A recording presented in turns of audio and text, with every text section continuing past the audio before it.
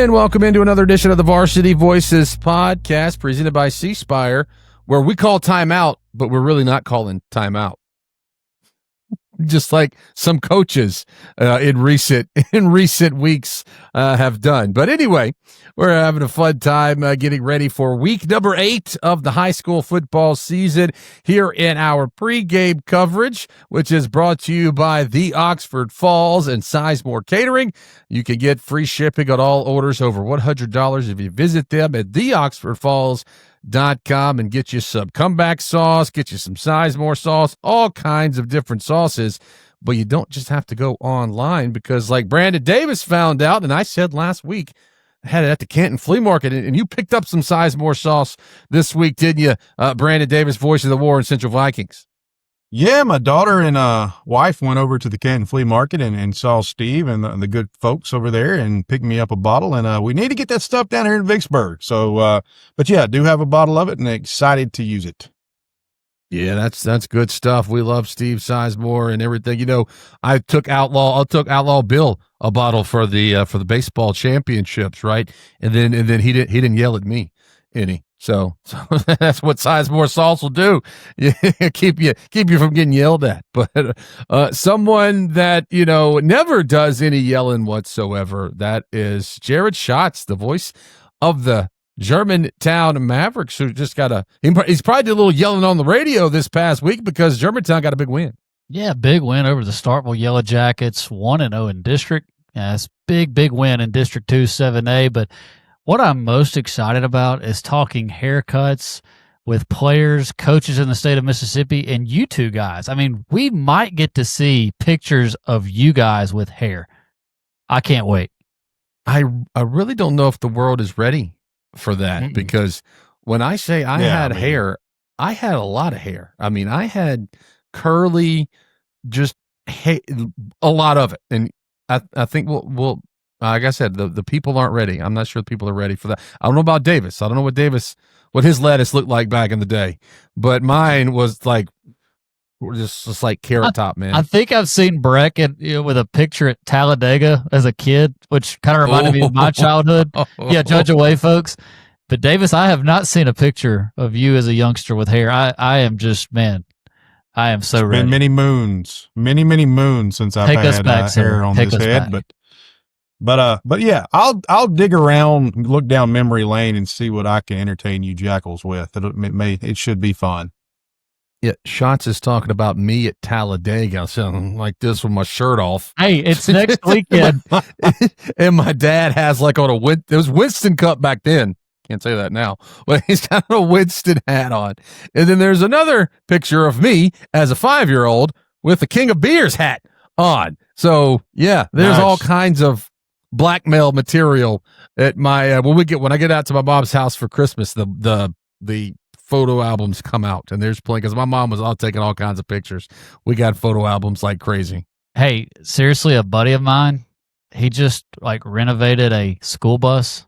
I mean, this is about high schools and football and, you know, getting on the cheese. He renovated a cheese wagon. Talladega is next week, just saying. I mean, you get the keys, we'll go. We all have jobs, and we got to come back to it and continue the podcast. If we take a wagon over to Talladega, we might not come back, but we have to come back because we have to do the Varsity Voices podcast. We have a number of listeners and a number of subscribers that want to know what's going on with their team. They want to know what's going on with the teams across the state. They want to hear how bad Uncle Breck is doing in the Pick'em this week, and we're going to talk about all of that right here this week on the Varsity Voices podcast, presented by C Spire. We'll step aside for a break. We come back, we'll continue. At C Spire, we've never waited on the future. We've built it by harnessing the power of advanced technology to transform how we all live and work, elevating connected living, accelerating tomorrow's business growth, and leading the AI revolution, all while staying true to our core purpose. You think we're done? Just wait. There's more to see. C Spire, customer inspired.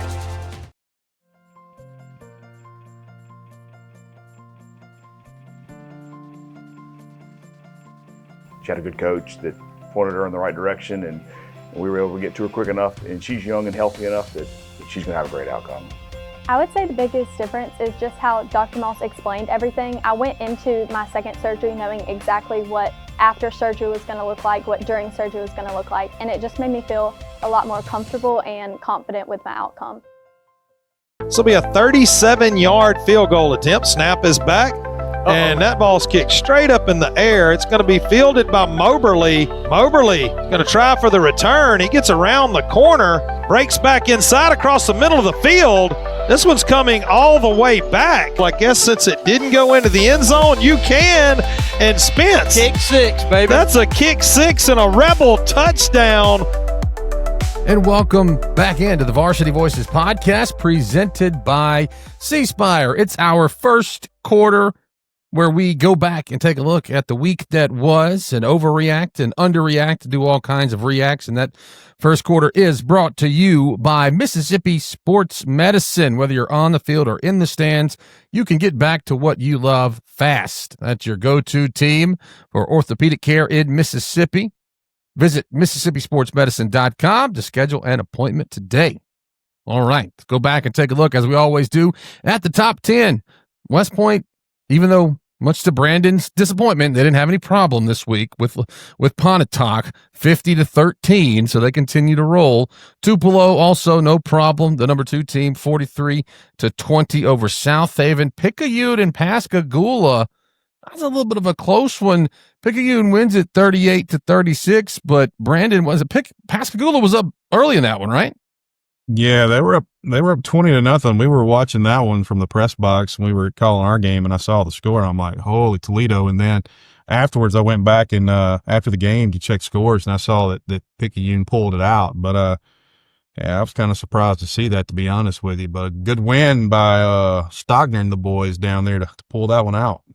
And we saw that picture. Was it Jason Taylor from the Dolphins was in the house at Pascagoula? Yeah, that's a pretty cool VIP to have there. But you lost the game in front of him, so maybe a little starstruck. I don't know. And then we had an upset, sort of an upset, if you will, on paper, with Germantown getting the win over Starkville, 45-28. Our own Jared Schatz was on the call for that one. So, Jared, tell us about this. And King White had a big night. King White had a tremendous night, and then you had Kingston Johnson, obviously, for Starkville on the other side. But, it was all about the quarterback matchup coming into the ball game, and it lived up to it. Those two guys can sling it. They can spin it. Talking about the ball game itself, Germantown took the first play, 57 yards on a screen pass from King White to Lawson Branson. Got the fireworks going early. It was actually 17-14 going into the locker room. Germantown up. Thought they had an onside kick recovered. Referees gave it to him for a second and then took it away. So Germantown thought they should be up a little bit more at halftime, but man, King White led this team, 553 total yards for the offense, 145 of those on the ground. He spun the football 408 yards through the air. And I think the biggest difference in this ball game, guys, Germantown had 2 goal line stands, a defense that's been trying to find themselves, a very good offense with Coach Carr and Kingston Johnson with Starkville, and 2 goal line stands. And those goal line stands proved to be very, very beneficial in getting a comfortable lead, and Germantown rolling out to the big win. Yeah, and you got another big game coming up this week that we'll talk about in our next segment. But we'll go to the other end of the state, Ocean Springs and D'Iberville. Ocean Springs getting the win over D'Iberville. I took D'Iberville in the pick'em. I was very big on the Warriors. I think a lot of us took D'Iberville in the pick'em, but they had no problem. Brandon, 42-21, get the win there. Did Ocean Springs? Yeah, Ocean Springs, they had a bad taste in their mouth from the previous week where they were upset by Gulfport. So going into D'Iberville, though, was really a tall test. That's a defense that we've all talked about. We really like. They're only giving up 12 points a game. But this was an Ocean Springs offense that was scoring 33 points a game. But D'Iberville had zero answer on this night for the rushing attack of Ocean Springs. Ocean Springs carried the ball, listen to this, guys, 41 times for 319 yards and 5 touchdowns. So that equates to about 8 yards a carry. Senior running back Solomon Baggett, 23 carries, 235 yards, 4 touchdowns. Just a house out there on the game. And then, of course, our favorite quarterback, Lord Chalmers Berglund. He was 5 of 6 for 100 yards with 1 touchdown. Sherrod Whitehead was the recipient of that touchdown pass. But D'Iberville led by quarterback Jordan Wally. He had 289 yards. 200 of those were on the ground with 2 touchdowns. And then, of course, defensive end, one of my favorite players, KJ Washington. He had 2 more sacks on the night. That takes his total to 11 on the year, and he leads the state in sacks.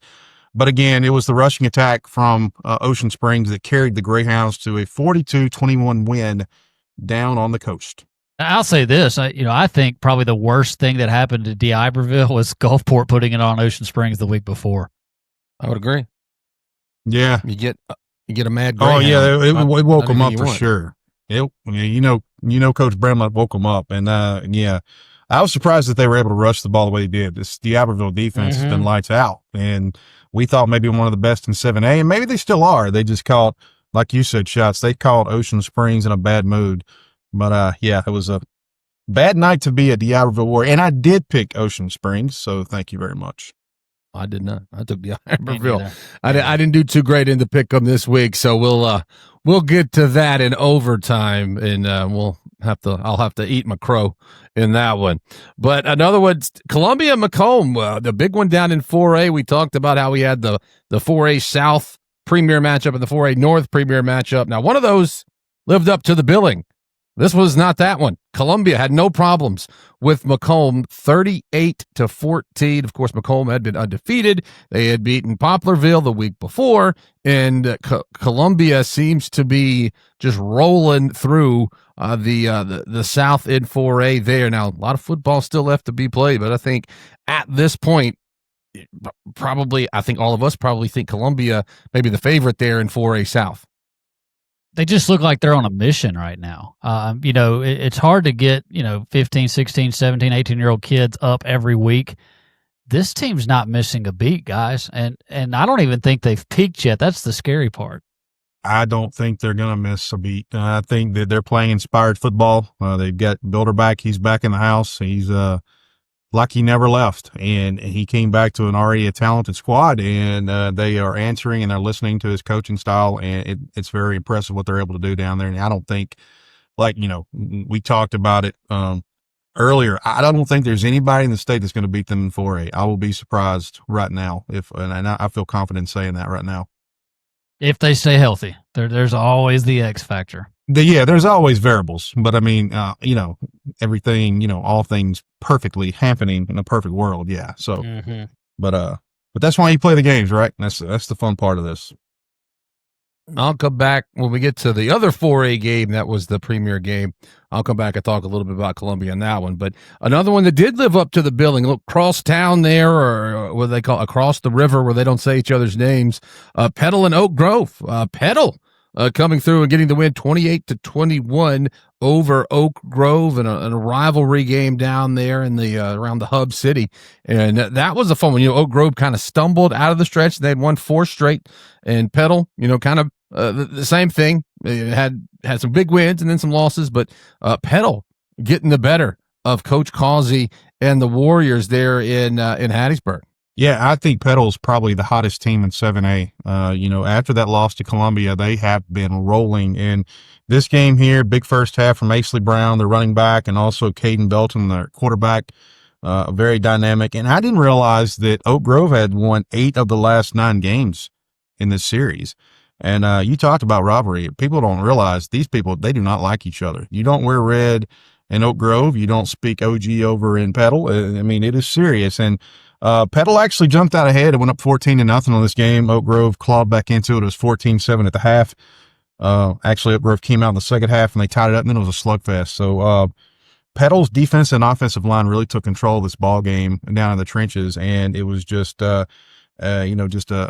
slobber knocker of a ball game. But a huge win for Petal and Coach Bowles to go over there and to take care of Drew Causey and the Warriors.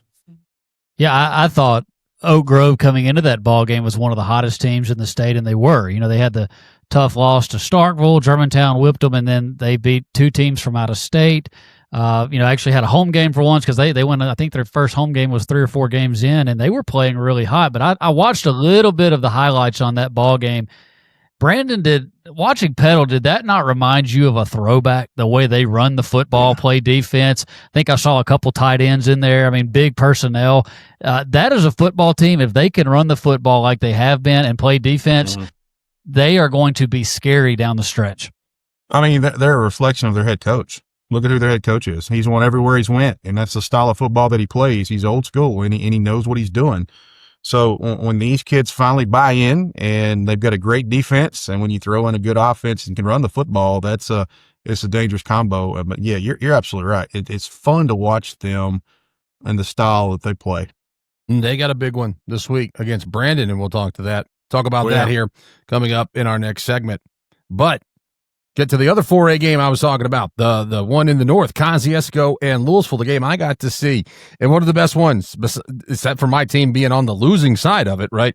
Other than that, one of the best games I've done in 13 years of being on the radio. Louisville got the win 29-24, but absolute, you see heavyweight boxers going toe for toe, blow for blow. That's what Kosciuszko and Louisville did. Louisville gets out to an 8-0 lead on a great pass. Louisville known for their run game. They got a little pass, a little back shoulder throw in the corner from their quarterback into double coverage. And they're able to get it. But Kosciuszko able to methodically go down the field. They cap it off with a run from actually a linebacker. He's a linebacker. One of the start running back got hurt. So linebacker T. Riley comes in, gets a run. Whippets get on the board, and then the Whippets get a big turnover. Keith Lay lays a lick on the Louisville quarterback at about the 30-yard line, fumbles. Kosciuszko gets it. Caden Wade takes it in. It's 14-8. Kosciuszko leads it at halftime. Louisville, after they trade punts, Louisville goes down the field, gets a score, and goes up. And then Kosciuszko comes back, goes down the field, gets a field goal, and goes up. Louisville takes a big kickoff aided by, it is a 15-yard penalty. They score. One play later, 70-yard bomb. It's probably in the podcast somewhere. The play will be the highlight. 70-yard bomb to Caden Wade to Tay Roundtree, and the Whippets. So it's just that sort of back and forth affair. Then look like the Whippets might have a 6-minute drill to maybe try to close it out. Caden Wade throws his first interception this year and last year, and if you believe some of the coaches, he hasn't thrown, even in junior high, he never threw an interception. So first interception, and it was one of those, try to set up a screen because Louisville was just bringing the house. Had it open, little 5'9" linebacker standing behind one of those big linemen. Can't see him, jumps up, intercepts it. Louisville runs it in. Kosciuszko goes down the field. 9 seconds left, try to get one in, and just can't get it. So absolute barn burner of a ball game there from Louisville. And what I was going to say about Columbia is everybody in the bleachers, the Louisville fans are great, nice fans. They came up to our booth and were talking to us, and they said, "It's not what you told me earlier." But that's not what you said. Whatever. Come on now, whatever. Anyway, they were talking to us, and they said these two teams might meet each other again. I was like, yeah, that'd be fun. And then one of them said, but then whoever wins has got to face Columbia. And he gave me a kind of look, right? So whatever happens, Kosciuszko at Louisville, Columbia most likely waiting on the other side. But yeah, just a great ball game between Kosciuszko and Louisville. I said the one in the South didn't live up to the billing. The one in the North did live up to the hype, and it was just a fun ball game. But another one that was on Thursday, a couple of Thursday night games, Jared, we want to talk about Cleveland Central, Holmes County Central. These are the ones that we said, if there's anybody that can challenge West Point in the North, one of these two teams is going to give them the best game. Yeah, and I think we had kind of dabbed, Holmes County Central kind of thought they would be the team with all the D1 prospects they have. And, I know they had a early loss to Louisville, no shame in that, gave them a good ball game, but I thought the Jags had a chance in this one, but to win it by 2 scores, 48-34, to go into Holmes County Central, I think is the most impressive part of this win. And not only that, the 48 points, that's the most Cleveland Central has put up this year. And that is a talented ball club for Holmes County Central. But give Cleveland Central and the Wolves a lot of credit to go on the road and get that win. That is a huge win early in district play. That surprised me. I did not expect that at all. I expected it to be a tighter game. It's like you said, they they went to Home Central to play this game. You know, you've got to really give Home Central the edge. I mean, you know, with all the talent that they have, but yeah, that's a huge win. That opens some eyes up for sure. And another game that was on Thursday that Robbie Falk and I had talked about, as he was our guest, last week. Noxapater and Nanawaya, the Cross Creek rivalry. And you talked about Petal and Oak Grove not liking each other. This game right here it's rough, man. We were talking about it. People get tased. They seen people get tased at the game before. It's little old church ladies yelling and screaming at people. But this time it was Nanawaya, the Warriors, getting the win 41-16. Cade Massey, big fan of the podcast. Big shout out to him and Grant Kitchens. Big shout out to those guys. Massey goes 5 out of 7 for 145 yards. Running back Corbin Sanders goes 30 carries, 174 yards, and 2 touchdowns. So the Warriors getting that Cross Creek rivalry trophy and taking it back to their side of Winston County. Rolling through some other ones, Choctaw County had no problem with Aberdeen, 43-8. Raleigh and Forest, Jared, this was one of our picks from last week, and we said Forest is a good team nobody's really talking about, but they couldn't stack up to the Raleigh Lions falling 31-18. Yeah, we knew this was going to be a big ball game. And look, it's the Raleigh defense. I mean, Forest has had a really good year. They were 5-1 coming in. Raleigh was as well. The defense just travels for this Lions team. The score was 24-12 at halftime. And at that point, you know, you're like, all right, within a couple of scores for this Forest team to maybe make a run in the second half. And Raleigh just shut the clamps on them, gave up 6 points in the second half. I mean, they can make adjustments as well as anyone in the state of Mississippi. And Brandon, you've been told by a few coaches, you know, that the only team that's going to beat Raleigh is probably Raleigh if they keep up playing, you know, this consistently week in and week out. Yeah, they don't make mistakes, and they're talented. And when they play, you know, you're talented and you play almost error-free football. That's a pretty good combination. And yeah, I had a coach tell me that he's one of the best teams they've seen. You know, they're well coached down there. With Higdon, he's a great coach, and they're well coached. So it's going to be tough to get past them in South Mississippi if you come up on the lines. And that final, by the way, was Raleigh 31-18. So very impressive win for the Lions. Yeah, and another one, Brandon, a battle of unbeatens. We like this one. This was my mascot matchup from last week. The Cobras versus the Hornets. Wesson, Lloyd Star. That's another instant classic right there. But Wesson got the win. Man, I tell you, man, I wish I could have went to this game. It wasn't too far from Vicksburg, but of course I had to work. But these teams were evenly matched, both undefeated. Lloyd Star's offense was coming in averaging 34 points a game. Defense only giving up 9 points. Other side at Wesson, their offense was scoring 35 a game, and defense was giving up 9. So this was a even matched team. They played it at Stonefield at Co-Land. There was a big crowd there. A lot of people came out for it, and I didn't know this is crazy, guys. The last time Lloyd Stars beat Wesson was 2009, and Wesson has pretty much dominated this series, but. It was tied 19 at halftime. Wesson took a 33-27 lead into the fourth quarter, and they scored 16 in the fourth. It was for a 49-41 win. Wesson was led on the ground and the air by junior quarterback BP Robbins. Does it all for him down there for the Cobras. And, this win really is going to put Wesson in the driver's seat for a region title. They play Emmet this week. That's going to be a tight game, tough game. But, yeah, man, that was a huge crowd down there. And a classic between those two. I did a game at Holmes Community College, played at Colid earlier this year, and they have Cobras down there on the one side of the field. It's got it's got a turf field, and it's got Cobras down there on the field. So yeah, I bet that place was rocking when those two met up. Clarksdale and Senatobia was another big one up in the North 4A. Both of those teams on a collision course with that portion of the state. We got Kosciuszko and Louisville one side of 4A, and the other side, Clarksdale, Senatobia, Rosafort, kind of that area. So the other teams that are powerful in the north, but it was Clarksdale getting the win, 16-7. And one more, Brandon, you could tell us about your game as the Vikings beat the Titans 21-14. That's a huge win. Huge. Dude, let me tell y'all, my watch has heart monitor on it. That thing went off like 4 times in the second half, telling me my heart rate was elevated. Like Easy. You got to watch that tie you have on right now. That'll make it go up too. Tell you what, man. Yeah, that's right. For those listening on Apple and Spotify, we have ditched the regular tie. We have a bow tie on tonight with the WrestleMania, sleeveless WrestleMania shirt.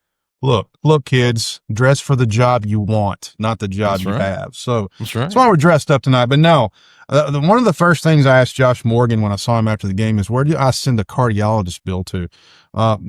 This game turned out the way that I expected it to turn out, being a tight game, but it wasn't the way it started. Warren Central took a 21-0 lead, jumping out on Ridgeland, and Nash Morgan with 2 rushing touchdowns, Xavier Jackson with a rushing touchdown. And the Vikings moved the ball back down the field and was about to go up 27-0.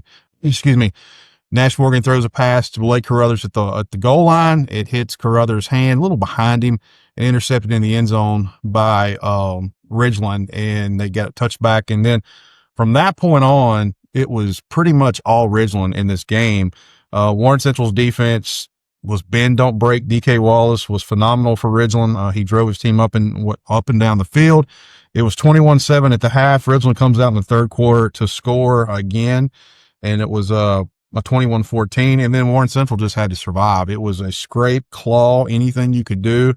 That wing T got better as the game went on, but you got to credit Todd McDaniel and their coaching staff because they made some good adjustments. One, if Warren Central goes up 28-0 in the first half, I think those kids get on the bus and it's over with. But they fought back in the game, and then their defense made some great adjustments. They watched the Madison Central film and saw where when you put pressure on the interior of our offensive line, you're going to have some trouble. And that's what Madison Central did. And that's what they started doing. They just started crashing down in on our center and our guards. And we had some bad snaps that threw off some plays, but some controversy, I would say, at the end of this ball game. Ridgeland drives down the field. They go and they throw a touchdown pass. Wallace throws a touchdown pass, would have tied the ball game up or had them in position to tie the ball game up, and they called an illegal shift against Ridgeland, so moved them back, took the score off the board. A couple of plays later, it's 4th and 12. Wallace goes and throws the ball. It's intercepted. We take it back. Jonas Green takes it back inside of Ridgeland's 10-yard line. And then Warren Central was able to pretty much run the clock out and end the game that way. It was a 21-14 win. Weird game, though. I mean, 6 turnovers amongst the two teams and 19 penalties, which most of them coming in the second half. So, as I told some folks on the scoreboard, showed almost like a spring game in the second half. But nonetheless, Warren Central won, 1-0 in region play, huge win, as Shot said, and they are in the driver's seat for the region title now. Go Vikings there. We'll take a look at a couple of MAIS scores. Leak Academy had no problem with Oak Hill, 41-14. Leak Academy scoring from distance there. George Wilcox with an 89-yard touchdown pass. Garrett Adcock had touchdown runs of 80 yards and 60 yards. So, yeah, Leak can score from anywhere. Yeah, can score from anywhere on the field. And I still like we're leading. It's not this week. It's next week. You got Leak Academy and Tri-County Academy. They're on a collision course for maybe the first of 2 meetings. As I said, not this week, but next week.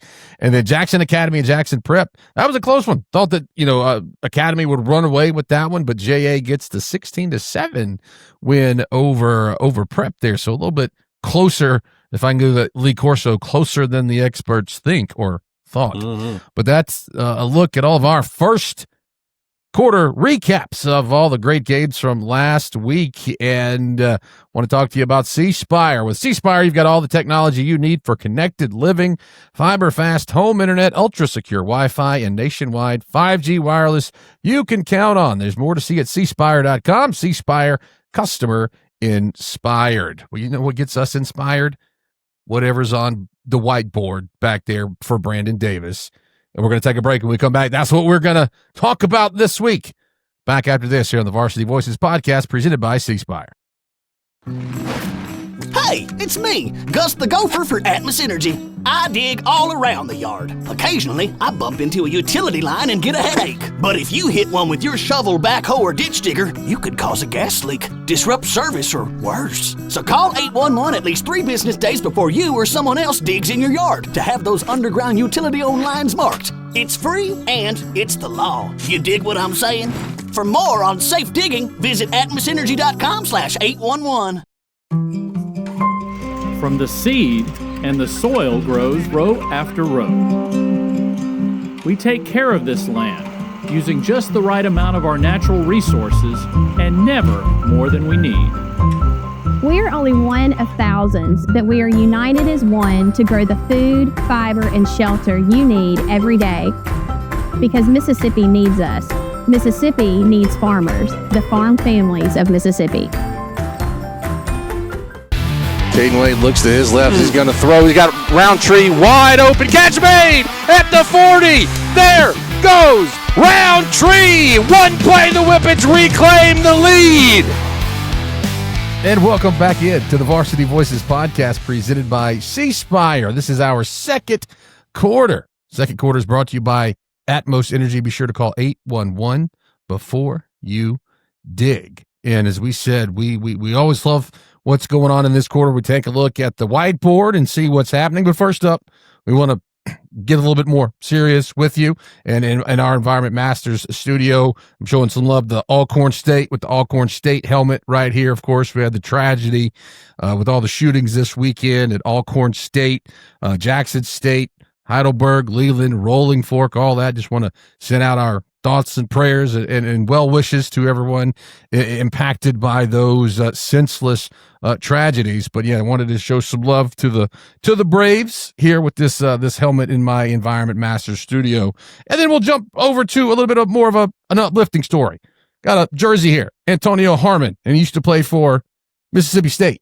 I did a video for him, so he hooked me up with the jersey. But he plays for Marshall now, and there's a video online where he was throwing a football a few weeks ago at a Marshall game with a fan in the stands, throwing them back and forth, just tossing the ball around. His dad posted about it. And so Harmon told him, he said, next time you come to a game, I'll get you a pair of gloves. So Harmon, not only as a man of his word, got the kid some gloves, also got the kid on the field before the game, tossed the ball around with him a little bit. So, as I said, all this bad news going on around football games and shootings and things like that. There's still good things that do happen at football. And Harmon, hats off to him for taking care of that kid. Hopefully, we can get this maybe the screenshot posted on the podcast when we do it. But yeah, so just a little bit of a encouraging there. There's been some bad publicity around football, but that's something good that we wanted to talk about. If these guys have beef with each other, these gangs, these rivals, whatever it may be, man, just take it elsewhere. I mean, honestly, obviously don't do it at all, but don't bring that to a high school football stadium where the community is really trying to forget about everyday life. You've got kids out there giving it all they have. Just, man, don't do it at all. But at the very least, don't bring it there. Yeah, that's well said. And football games on Friday night and the festivities, the homecoming festivities, and then the games on Saturday as well. That's the release. I use football as my release. That helps me get away from the everyday, because we all have issues and things we deal with. But that's what helps me, work through all that, and that's what I look forward to. So it is devastating to hear that people are having to suffer through that right now. Just the senseless stuff that's going on. Yeah, definitely. Let's do better. Absolutely. So, but that'll lead us into our discussion here. We wanted to talk about some crazy things going on in the world of football. Maybe not necessarily high school football. We kind of talk all things football here. But Jared, we've been talking about the officiating in the NFL. They have the new chip technology now with the footballs, and when are we going to get that to high school, or when are we going to get that to junior college, New Holmes Community College? We have reviews now in junior college. Really? Holmes actually had a touchdown overturned. We had played Mississippi Delta last Thursday night. Holmes had a touchdown overturned after they went out and did the old school look in the mirror thing like this, look under the tent. So yeah, kind of some crazy technology out there. Here's kind of, we always like to have a round table discussion. I know we're short Wimberly and Caleb tonight, but we thought this was an important one to have. Do we think there should be improvements? Yes, at the high school level and beyond. Especially, there's certain SEC teams right now that are wondering what is going on with officiating. Auburn. Yeah, you said it. I don't care who you're a rival of. It's the reason you have to fix it is this. what goes around comes around. If one team's getting the worst end of it right now, your team's next. So there needs to be an overhaul and fixing this. And look, hats off to these referees, especially in Mississippi high school football, man. I mean, they have full-time jobs. I think even the SEC guys obviously do, or at least, most of the year they have their own full-time gig. It's not easy, and the game is moving faster than ever. The athletes are better. But I mean, I'll say this, something's got to be done, but where do you draw the line? I think AI is something that I don't think any of us really want to do. Like, oh, let's replace all the humans with AI. Look at baseball. They're trying to do that with an AI strike zone, or, at least a computerized strike zone. I mean, I like the replay aspect of it, but the problem is it's like targeting. I don't even know what targeting is anymore when I watch a football game. And then you look at some of these games and you see that, oh, they broke the plane, and, oh, we're going to review it, and it's right down the line, and they still don't overturn it. So you're right. That's right. Where do you draw the line on this stuff, and where does it make sense? Because I think a lot of us are scratching our head. Well, here's the thing about the AI stuff in the high school ranks, especially Mississippi. Can the technology be used in some of these small rural areas? We have places where they don't even have internet in the press box and things of that nature. And, some places you don't even have a press box. For us broadcasting, you're sitting on the stands or wherever it might be. So how long would it take you to implement that type of technology? And I don't want to knock the officiating too much. I know that in this state, we do have shortages of officials. We're having to play a lot of games on Thursday night, Friday night as well. But what I think probably should happen, though, is maybe some better oversight from MHSAA on helping these men and women out. Have some meetings and go over some calls, do some additional training, whatever it might be. And the reason being is because these coaching staffs and these kids are working way too hard to have ball games influenced by human error. And again, I know it's human error, and I sound like an oxymoron trying to defend that, but the thing is that some of these calls are so erroneous that we've seen throughout the state. You see it in the NFL and also in the college ranks. You just need a little more oversight and a little more training, because again, I know what the coaching staff at Warren Central does as far as how much they're away from their families and how much effort they put into it. And we had a call Friday night where I had shared with you guys where our quarterback goes in for a touchdown, and what he does is he's running toward the goal line, and there's a defensive back coming, kind of working his way down the line. So Nash Morgan, he jumps into the end zone, and when he jumps, the defensive back hits his leg, so it almost makes him corkscrews, and he falls into the end zone. Well, they called a hurdling penalty on that. Not even close. And, moved us back 15 yards. Thankfully, we were able to win the ball game. And then, Ridgeland was there. They go and they score what would have been potentially tying the game up, and they called an illegal shift. I didn't see an illegal shift. And, I'm saying for both sides, I'm not just going to say, oh, Warren Central's getting a bad rep. It's both sides that you see it throughout the state. I do like the technology aspect, but I just don't know how it can be implemented in the high school ranks. So I don't know. Yeah, how do you make it affordable, right? For some of the schools that are smaller, maybe they don't have the athletic budget. And these are all good questions. I just think, you got to put them on the table and see what you can come up with. But I'm with you. I've seen some things that have scratched my head at all levels, not just high school, but definitely in college and the NFL. But where do you draw the line? I mean, are we going to have AI basically do this podcast from now on and get rid of us guys? I don't know, man. There's got to be a happy medium somewhere. Well, on the flip side, if AI did, it'd probably be a better product, right? Well, that's what I was going to say. Not as entertaining. I mean, I don't know a robot that would put on a bow tie and a WrestleMania shirt. Just saying, You want to get an AI host over here, right? I mean, that might be a little bit better for everyone involved. But yeah, I agree. I think like with the resources, that's the biggest issue is, some of the smaller schools and the resources that they have. But to Brandon's point, some of the governing bodies can maybe help out in that area a little bit. I think they're trying. MHSA has had an ad campaign out for recruiting officials, and we'll give them a free plug here. Look, get in touch with the MHSA. They are looking for officials. It's great side money. And the problem is, I think a lot of folks, a lot of governing bodies or organizations, whether it be the MHSA, the AHSA, Louisiana, you go on, anywhere in the country, a lot of the older officials, it happened during COVID. a lot of those guys retired and stepped away. And they have been playing catch up ever since as far as getting the new blood in there and getting them accustomed to the rules. And the problem is when you have a lot of white hats exit, they don't just grow overnight. I mean, those are the seasoned veterans, and you have to have that experience to eventually be the crew leader. And I want to reemphasize something. I don't want people to think that I'm knocking the job that MHSAA is doing or what the men and women are doing with these officials. I think it is a tough job, like you said, but I think, ways that they can be maybe, work with them, lessons learned. And that's the big thing. A lot of people walked out, seasoned, experienced people walked out, like you said, Shots. And there was a huge gap in, knowledge that left out with that. But, maybe just some different types of professional development to help these guys out. Cause they're going to hear this too. They hear, they're going to hear the talk around the water cooler about, oh, well, this guy blew this game. This lady blew this game. And you don't want to have that because they are trying, and we appreciate them because it allows us to, do what we love to do on Friday nights because they're part of this whole team like we are.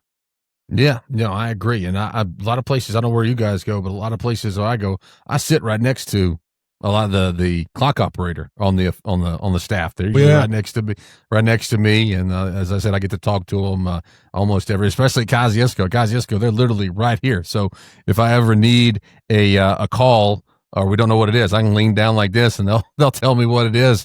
And so we appreciate all that they do.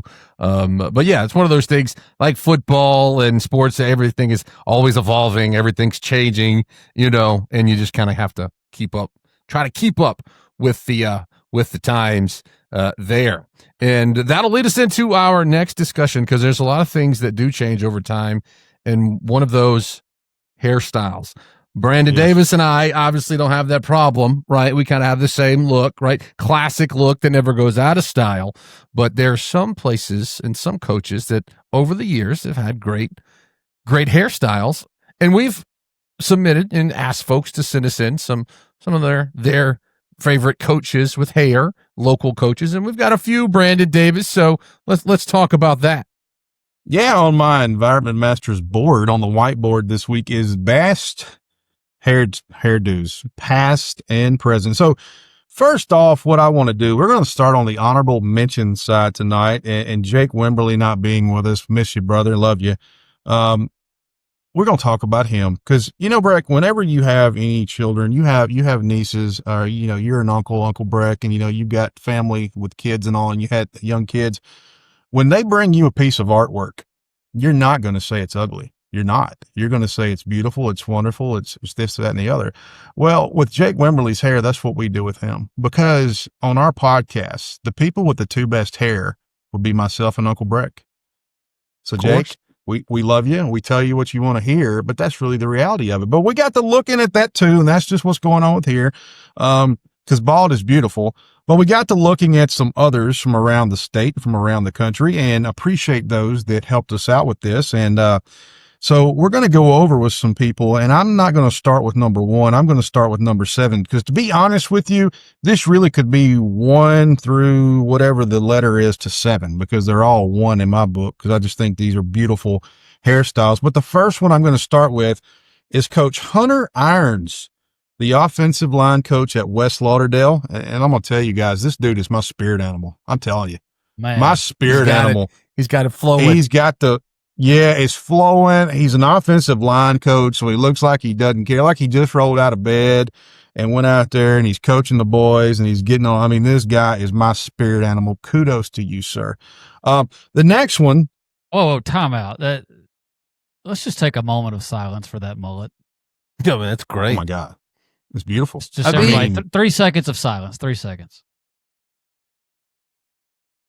Thank you. Congratulations, Coach. I mean, you're just beautiful. It's amazing. I mean, so make sure we get those photos out for folks to see it. Those that are listening to us on Apple and Spotify, it's marvelous. So the next coach that we have, and this is my dog right here, Jeff Scott. He is the wide receivers coach at Warren Central. And I tell you what, I'm not going to lie about this. I had a dream the other night that I had hair like Jeff Scott. And it was amazing because, I had people coming and rubbing on it and all that other stuff and telling me how good I looked and all that. And then I woke up and I was back to reality, being bald, but still beautiful. So Jeff Scott, you my dog, man. Just It looks like wonderful Carrot Top. hair. It's like Carrot Top. Yes. Yeah. Right? And with I he's got the visor on. I mean, it's like Jeff's Carrot Top got it and, going like on. Carrot Top and Rick James had a kid. Right? with some curls in there. Yeah. That's nice. I dig it. So Jeff man. Scott, you are the Great man. job, Coach Scott. Love you. Yes. Now, some people that are more on the national level, because we're looking at people, we want to look at our local people, of course, then we want to look at some people that are more famously well known. Coach Mike Gundy from Oklahoma State recently fired. I realized that, but I mean, he's a man. He's 40 and he's got beautiful hair. And I think, over the years, he's kind of shortened the mullet up, but still, you call it a chicklet or something. I mean, it's not quite a mullet, maybe a chicklet or something like that. It's nice. I mean, we're losing the old school coaching personalities and now the mullets. I mean, it is a sad time right now. We need somebody to step up to the plate and try to keep up. I don't think you can catch up with Gundy, but you can at least try. Well, I tell you, Gundy looks like somebody you'd run into at a dirt track on a Saturday night. Yes, he does. Good old boy that's going to help you out in your car. Not, your starter goes out and you pick up. He's going to help you get it started. He's running that 350 small block out there around that quarter oval, man. I mean, that's him. I mean, you're going to bum a lucky strike off of him. Yeah, he's going to take care of you if you take care of him. One that people are going to know and they're going to recognize this is Steelers great Troy Polamalu. I mean, I don't even know what to say about that. He was on shampoo commercials. Yeah. Didn't he get tackled one time? He intercepted a pass against Baltimore. He intercepted a pass and they used his hair to bring him down. Because in the NFL, the hair is an extension of the uniform. You can pull that hair. So I think that happened to him one time. But no, beautiful locks. Of course, that's well known. Here's one that Shot Old sent Spice me. commercial. Yes, he did. He did some commercials. And here's one that Shot sent me, and I just kudos to Shots for finding this. From 1992 to 1995, this beast of a person was the starting quarterback at South Carolina. I'm talking about the one and only Steve Tannehill. Man, now that is, look, in SEC lore, you have, the great SEC traditions, some of the, greatest traditional powers of all time. Well, they can all take a back seat because this mullet really should be the pinnacle of anything SEC.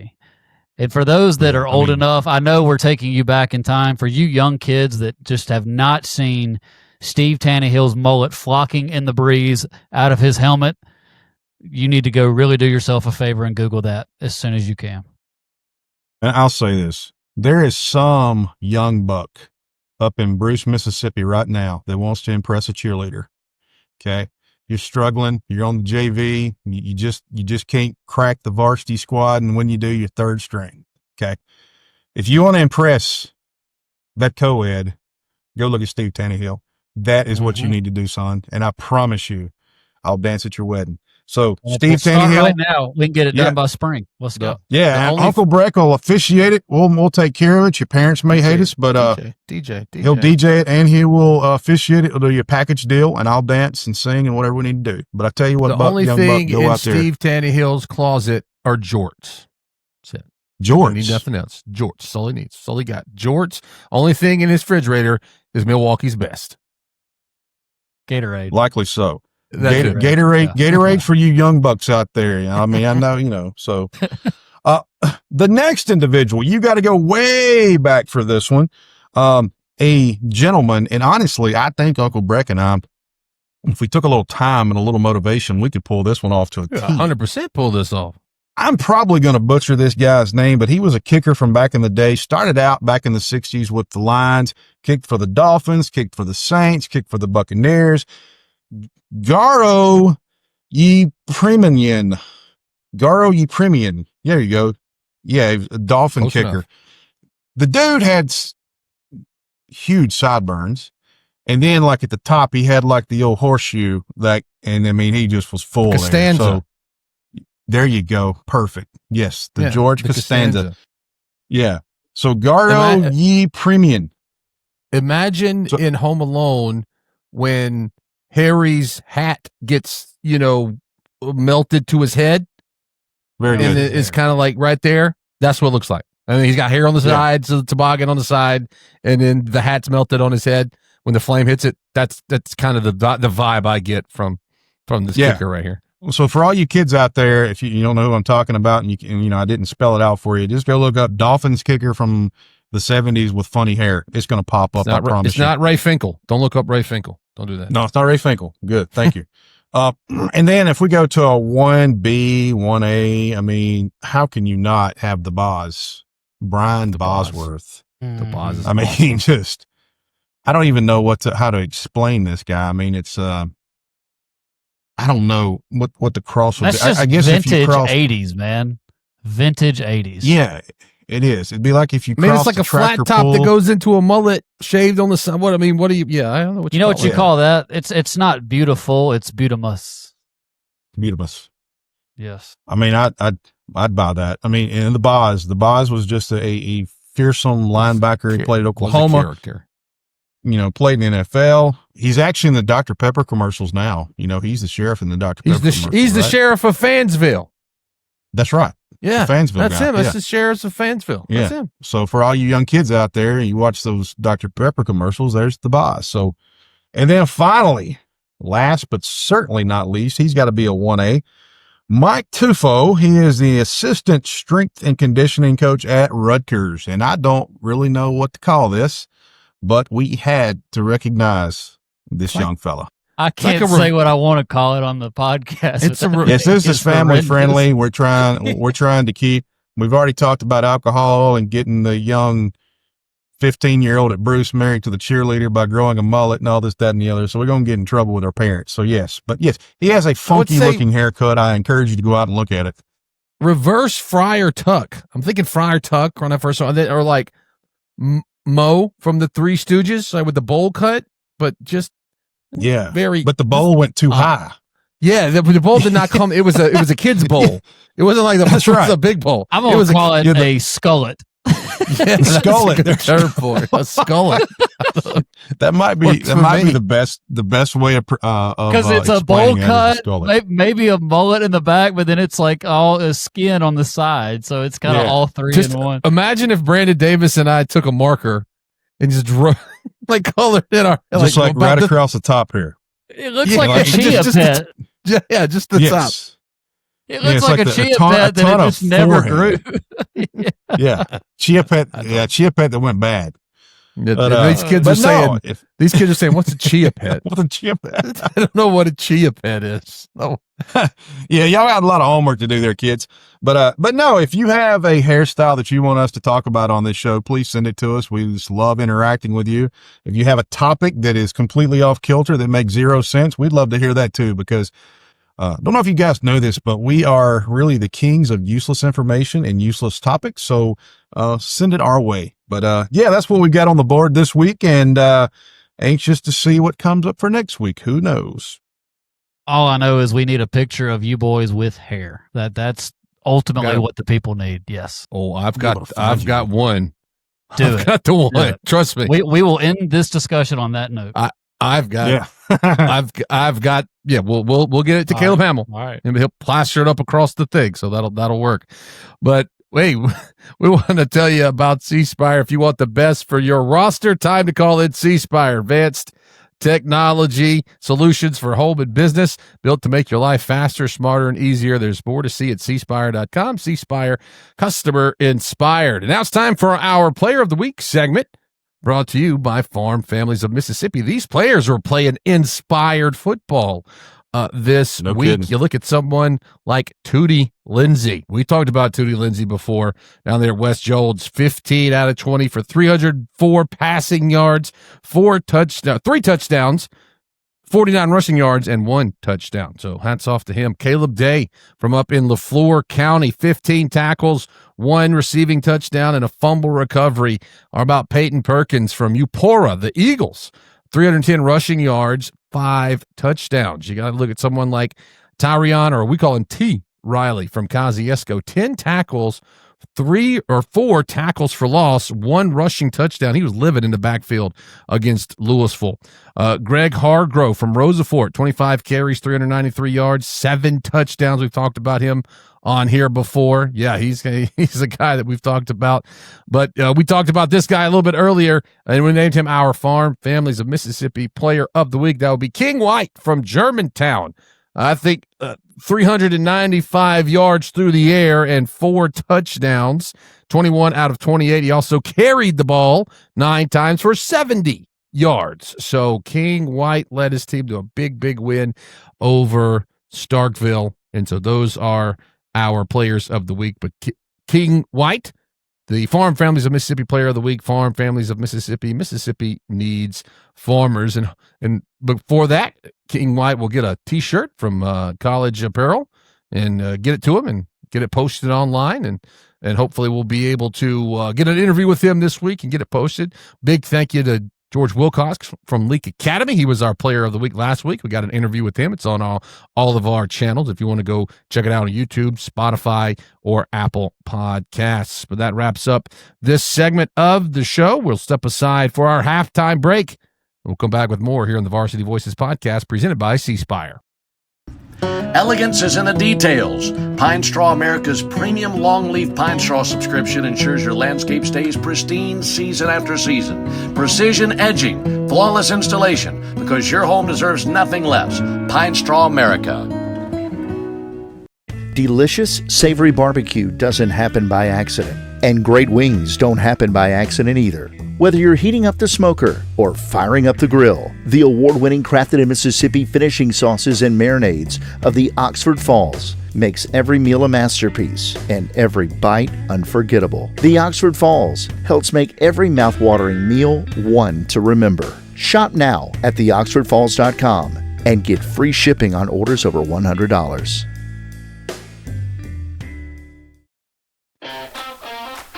Every job starts with the right equipment. At Empower Rental Group, we've got what it takes to get you moving fast. Empower Rental Group has it all to get the job, large or small, done right. From pickup to delivery, we're your trusted local rental partner. Rent online at renterg.com. That's renterg.com. Or come by and talk to our friendly team today. Empower Rental Group, built for the job. Chest high snap, handoff. Lots of room to run for Adcock. 30 to the outside, 35. He's hitting the sideline, 50, 40. He is going to take it all the way. That's a touchdown run, 6 for the Rebels, 80 yards. And welcome back into the Varsity Voices podcast presented by C Spire. This is our third quarter. And our third quarters are brought to you by Empower Rental Group, ERG. You deserve a better rental experience. You can rent ERG.com. I just talked to Mike Odom with ERG earlier this week. He's a big fan of what we do here on the podcast. And in this third quarter segment, we've recently started doing an interview segment, trying to get, we're getting closer to playoff time, and we want to get the gauge how different areas of the state are doing. We had Brad Logan on from North Mississippi. We had Chris Brooks kind of cover the central Mississippi area. Robbie Falk last week got us on the Golden Triangle, but we need to go way down to the Mississippi Gulf Coast to talk about some Gulf Coast football. A lot of good teams on the coast this year. And joining us is Elizabeth Keene, sports reporter from WXXV in Gulfport. Elizabeth, thanks for being on the podcast. Yeah, thanks for having me. All right, so let's talk about some coast football. You got a lot of great teams going down there. We do. Specifically, I think it's Picayune. They're there with number 3 in the state right now. So the Maroon Tide, they have been rolling. Coach Stogner and bunch, they got a game this week. They had a big one last week over Pascagoula. That was a close ball game, Elizabeth. So I was at that one actually for just a little bit because, we have to bounce around. To a lot of different games when we're filming them, but I was at that one and I was really surprised. Pascagoula kind of came out the gate and they ran with it at first. I think in the second quarter things got really back and forth and then it kind of slowed down from there. It was a close one though. I was surprised honestly because Pascagoula has struggled some to start the year and Picayune obviously as good as they are. Let's be honest. I was expecting it to be kind of okay. Picayune goes in there, Pascagoula puts up some points, but Picayune's going to run with it. That wasn't the case. So that was a little bit surprising, but I don't know about that one. Yeah, and it was a 2-point win, 38-36, and Jason Taylor from the Miami Dolphins was in the house on the sideline. We saw all of that, so that was a big matchup down there this week.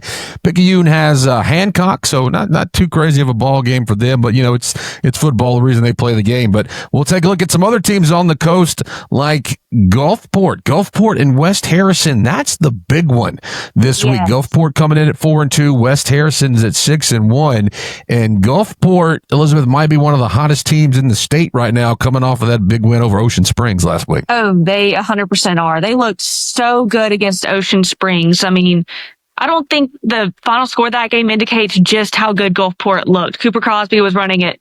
He was running it everywhere. They couldn't stop him. And I mean, there's a reason he's getting some SEC interest from Auburn, from Mississippi State. He's just that good. And they've got so much momentum on their side. I mean, Ocean Springs is a big one to beat, obviously. That's the one down here in 7A that you want to beat. And they did. And it was not close. Yeah, Ocean Springs, as you said, you got, or I should say, Gulfport has Parker Nettles, Cooper Crosby, and Ocean Springs. We've kind of christened him with Chalmers Berglund. He's the king. It's like a royalty is what we've been saying, that name that he has, and he's a great quarterback there. But they bounced back, and hey, how about after Gulfport? Congratulations, Ocean Springs. You have to play D. Iberville, another team, but they were able to bounce back and get a win 42-21.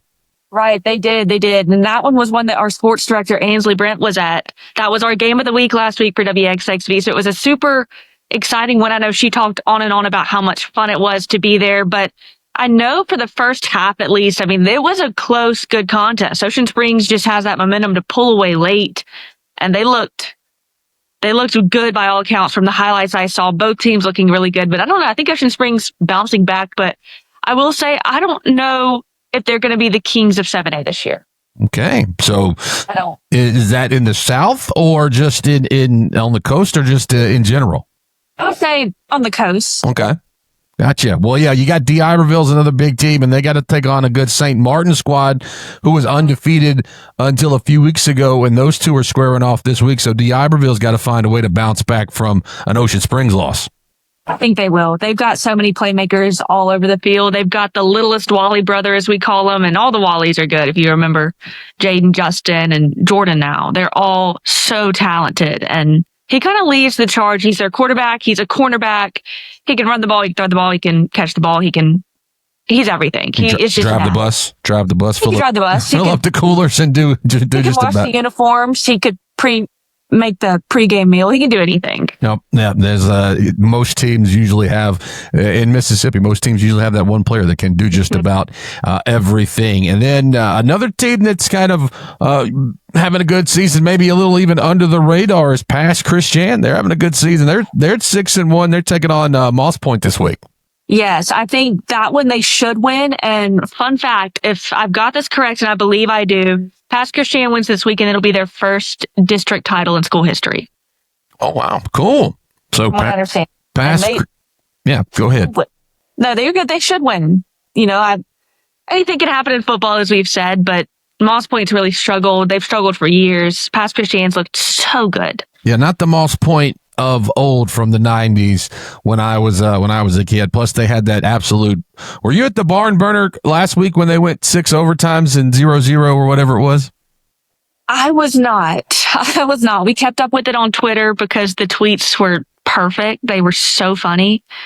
Oh, it was so good. Yeah. That's a game that it's one of those that doesn't sound like a good game, but if you were there, you're going to tell people I was there, right? Yeah, I was there when they went into 6 overtimes or 5 overtimes at 0-0.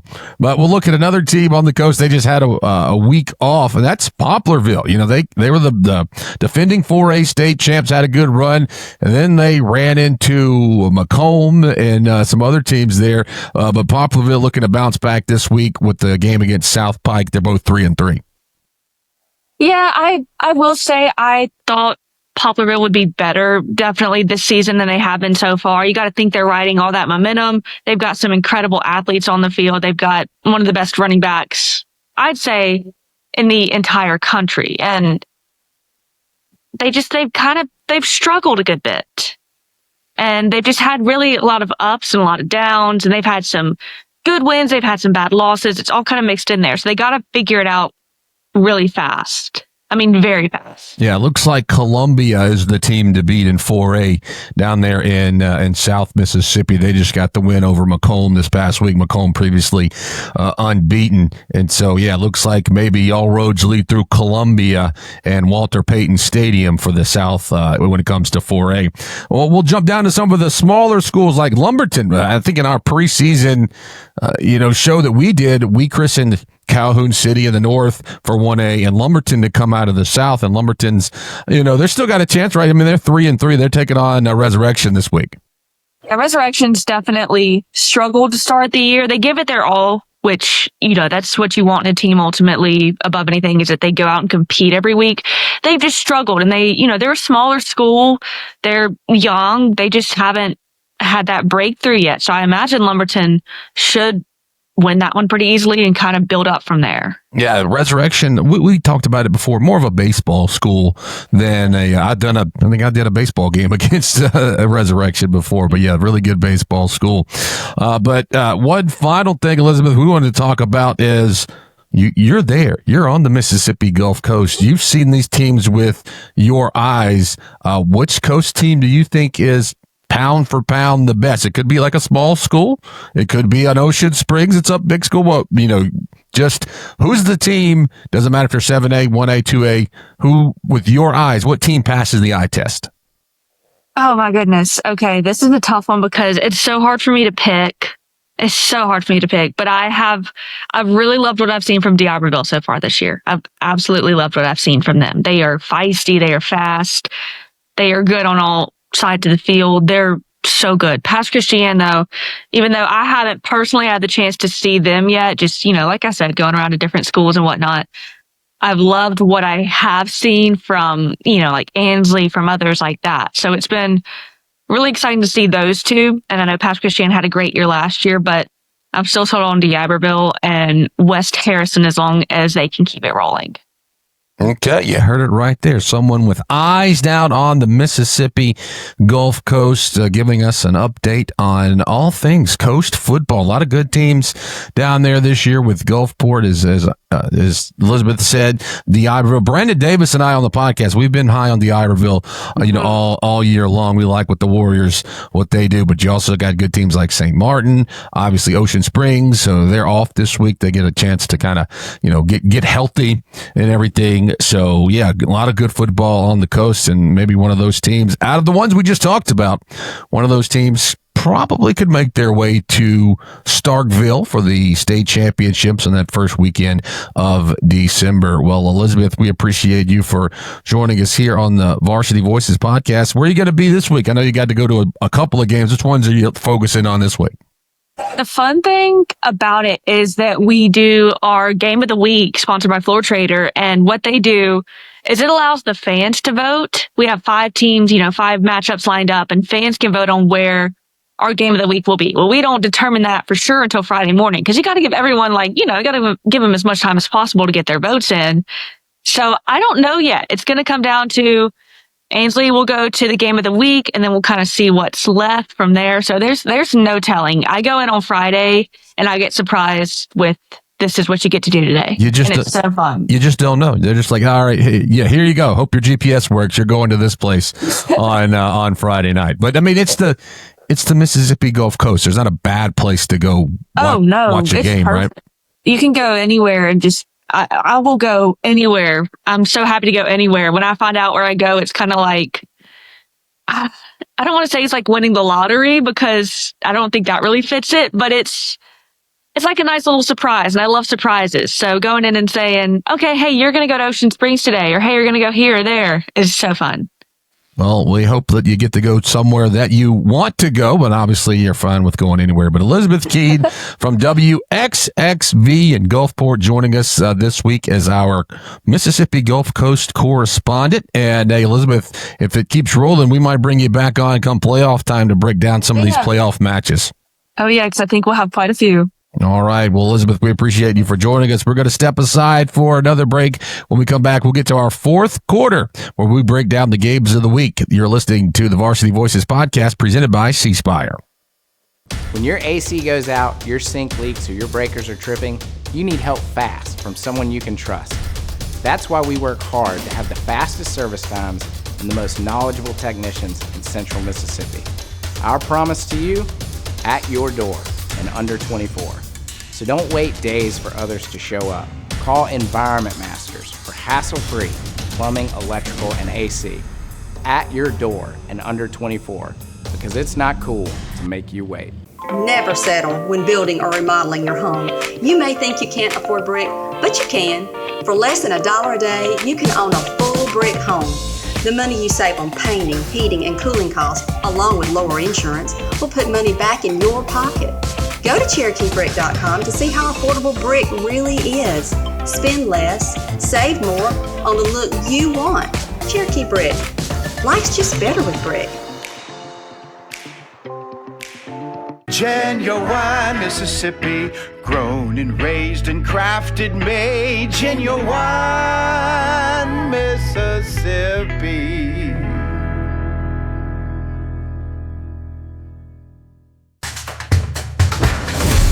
And welcome back into the Varsity Voices podcast presented by C Spire.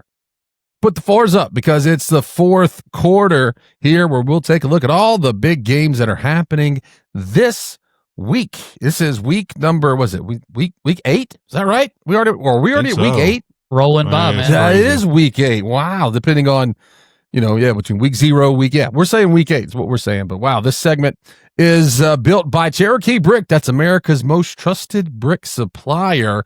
And we'll take a look at the premier games of the week. Top 10. You got Lafayette traveling down to take on West Point. And then a big one there in 7A, guys, where you have Tupelo and Hernando tying up, and this is a huge one there in that region, and it kind of ties into the one right after we want to talk about Germantown and Oxford, because there's sort of the teams there in that district. So this could be for first, second place and kind of see how things shake out. But first up, Brandon, we'll talk Tupelo, Hernando. Yeah, and Breck, you said it. I think this is a great opportunity for Steve McCann and his Hernando bunch to show that they belong. I know that they're probably overlooked, and people think, well, maybe you hadn't played many people. This is an opportunity for them to show that. This is a bunch that wants to throw it around the yard, led by sophomore quarterback Asher Lawson.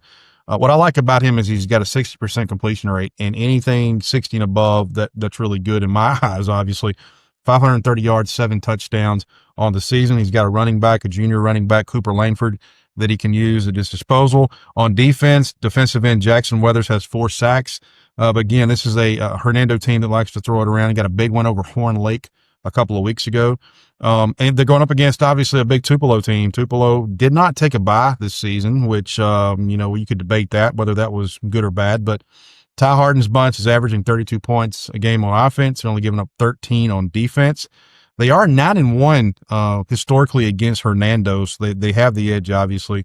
But, man, just look at the yardage that this bunch does on the ground. 292 yards a game, Jared, on the ground. J.J. Hill, Kylan Bobo combined their stats together is 1,800 yards and 19 touchdowns for these two kids. And it's a Tupelo defense that, the defensive line in the front 7 really causes havoc on people. 17 sacks on the season, 54 tackles for loss. For a team that likes to throw, and of course, then you've got a good secondary as well for Tupelo. So for a team like Hernando that likes to throw the ball around, this could be problematic. They're going to have to establish some run to try to take some pressure off the passing. But this is going to be a good one and a great opportunity, like I said, for Coach McCann's bunch to prove that they belong. Yeah, tall task for Hernando.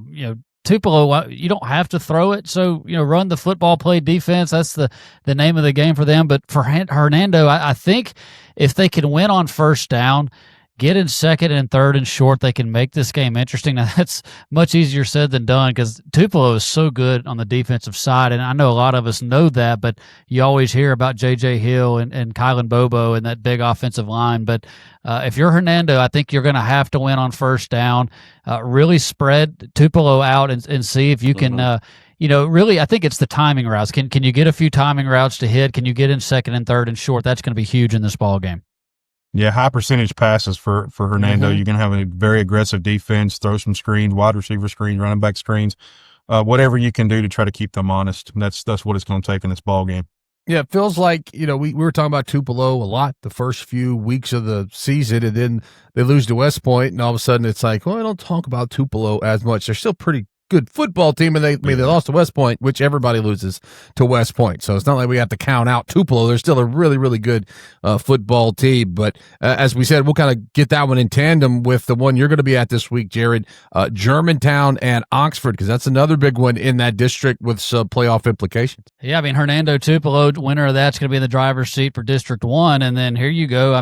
Germantown coming off a huge win against Starkville, and then Oxford, who had the week off. And I think that's important going into this ball game as the Mavericks travel on the road to Charger country, and they really match up very, very well. They have met every year since Coach Russell Mitchell has been the Germantown coach, now his 4th year, but they have played every year, whether it be in the regular season or the playoffs. But Oxford averaging 153 rushing yards a game, Germantown 157. Passing, Oxford 237, Germantown 253. Total yards, 410 for the Mavericks a ball game, 390 for Oxford. Very good offensive football teams. Who is going to hunker down, play defense? Oxford has shown they can do it. Germantown's defense has really stepped up since Brandon and I saw them against Warren Central a few weeks ago, where they gave up 400 yards rushing. They played one of their best ball games of the year against Kingston Johnson and Starkville. But I tell you, it's going to be a tough ball game to go up there, give Chris Cutcliffe 2 weeks to prepare for you. That is awfully tough no matter who you are. And I always like to ask coaches this: do you hide stuff off of film so people can't see it, or do you put it on film so you take away from their practice time? And Coach Cutcliffe, he doesn't hold back. He'll just say, we're going to go for 2. And you got to spend practice time on all these 2-point conversion, defensive plays to make sure that you don't give up a 2-point conversion in crunch time. And he'll start going for 2 right off the bat. I think this is a fascinating matchup.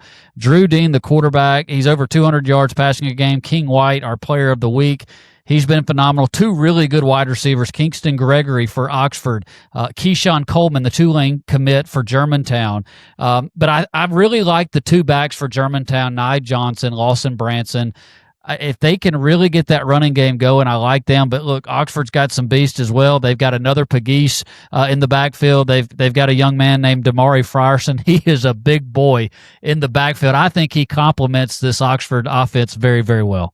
Yeah, that's going to be a fun one. And as I said, you're going to be on the call for that one, Jared. So we'll definitely be keeping up with you through the group text on that one. But we'll keep up with the top 10. Hancock is taking on Picayune, number 3 Picayune. Ocean Springs off this week. They had the big win over D. Iberville.